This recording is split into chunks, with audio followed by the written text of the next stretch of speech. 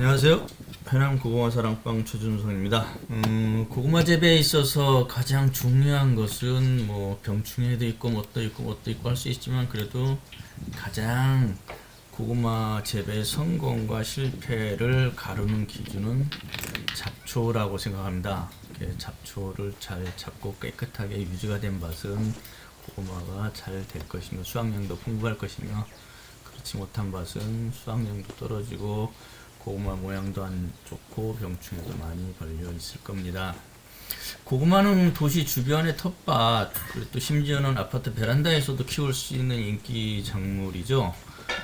또 수확의 기쁨을 아주 누릴 수 있는 풍성함을 가지고 있죠. 게다가 이제 많은 수고를 들이지 않고도 손쉽게 수확을 느낄 수 있다는 장점이 있기 때문에 초보자나 아이들에게도 추천할 만한 작물입니다.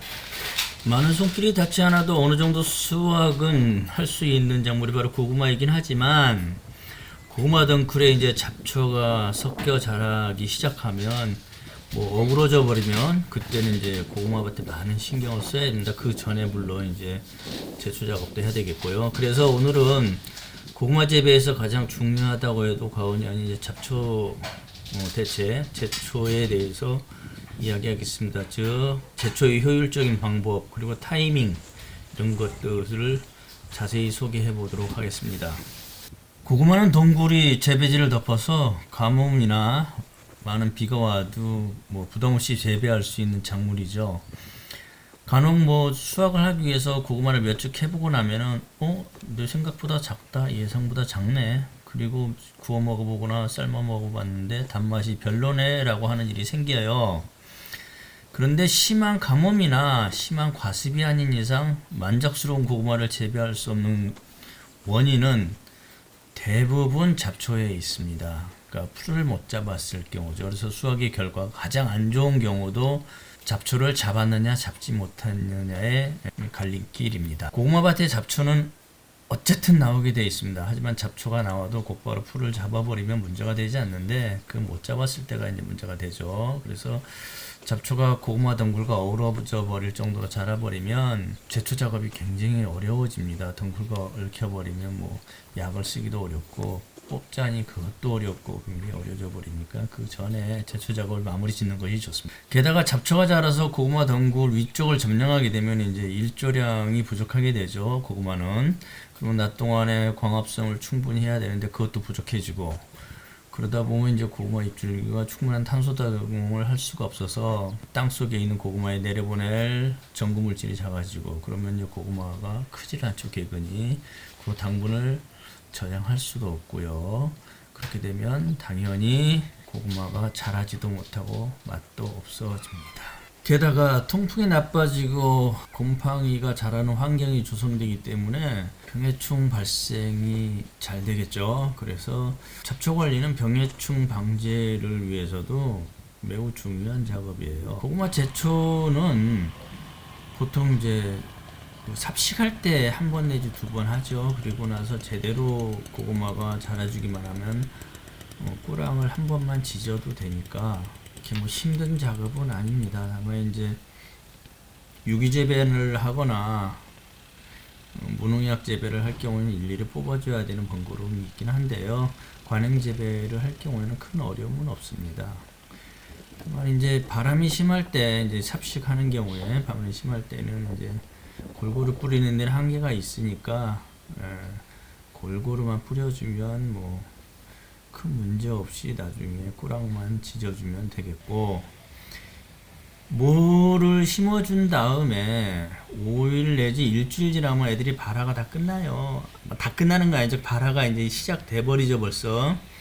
그러면 이제 그 잎제를 뿌려서 발화 억제를 하는 거는 틀렸고, 그때부터는 차라리 조금 더 키워서 싹을 좀 더 키워서 한 3마디 정도씩 키워가지고 지져주는 게 좋습니다. 발화 억제 재료는 주로 이제 라쏘, 마제타 잎제, 이런 잎제들을 쓰고 있습니다.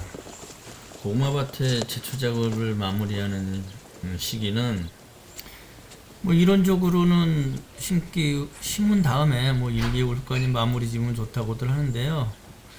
왜 그러냐면 한 달 이상 지나도록 잡초 제거가 되지 않으면 잡초 줄기하고 잎이 이제 같이 성장해가지고 덩쿨이 어우러져 버려요. 그래서 가급적이면 뭐 작은 밭이든 큰 밭이든 간에 덩쿨이 꼬랑을 덮기 직전에, 꼬랑이를 내려오기 전이죠. 내려오기 전까지는 제초 작업을 잘 해버려야 잎의 손상도 없고 고구마 잎의 손상도 없이 깔끔하게 할 수가 있습니다. 다만 비가 너무 안 와갖고 잡초들이 안 자라 있을 경우에는 사실 할 일이 별로 없어요. 올해 같은 경우가 그랬죠. 올해는 뭐 한 2달 가까이 비가 안 왔기 때문에 잡초가 나중에 많이 자랐어요. 그래서 잡초 제거에도 많은 어려움이 있었고 수확량도 많이 떨어지고 실제로 그랬습니다. 일단 고구마 덩쿨이 잡초를 덮어버리고 꼬랑을 덮어버리고 이제 두둑에 이제 충분히 이제 덮어버리면 그때부터 풀들이 못 올라와요. 이제 햇빛을 싹 가려버리기 때문에. 그래서 일은 이제 손쉬워집니다. 그래서 제대로 한 번만 되면 뭐 나중에 한 번씩 가가지고 이제 두둑에 삐쭉삐쭉 올라온 거 슬슬 걸어다니면서 한 2개씩만 이제 뽑아줘도 밭은 깨끗하게 관리가 될 수가 있습니다. 제초제의 주 성분은 이제 그 종류에 따라서, 그러니까 선택성이냐 아니면 선택을 못하고 전멸이냐 뭐 이렇게 나눌 수가 있는데요. 밭에 나는 풀의 종류에 따라서 제초제 선택이 조금 잘 되면 좋아요. 예를 들어서 발행인 같은 경우 화분과 작물이죠. 화분과 잡초죠. 얘네를 죽일 땐 나부나 아질이라는 제초제를 사용을 해요. 근데 걔네는 이제 그 근처에 집중적으로 고구마 잎이 좀 닿아도 큰 문제가 없으니까 집중기를 뿌려버리면 걔들이 뿌리로 이행돼서 전체가 다 죽어버립니다. 그래서 오히려 그거는 뭐 제초 작업이 좀 쉽기는 해요.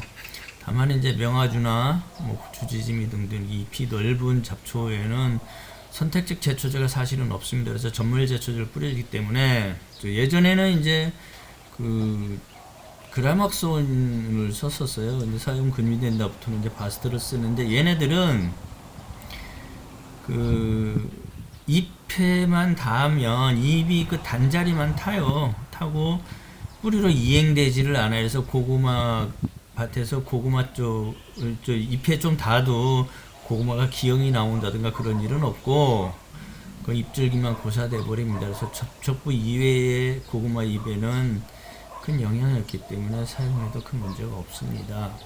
고구마는 내버려둬도 멋지게 자라는 작물이지만 사실은 크기 어느 정도는 커야 되고 맛도 어느 정도는 좋아져야 되고 이런 등등의 욕심이 조금이라도 있다면 제초 작업을 반드시 깔끔하게 해주는 것이 좋습니다.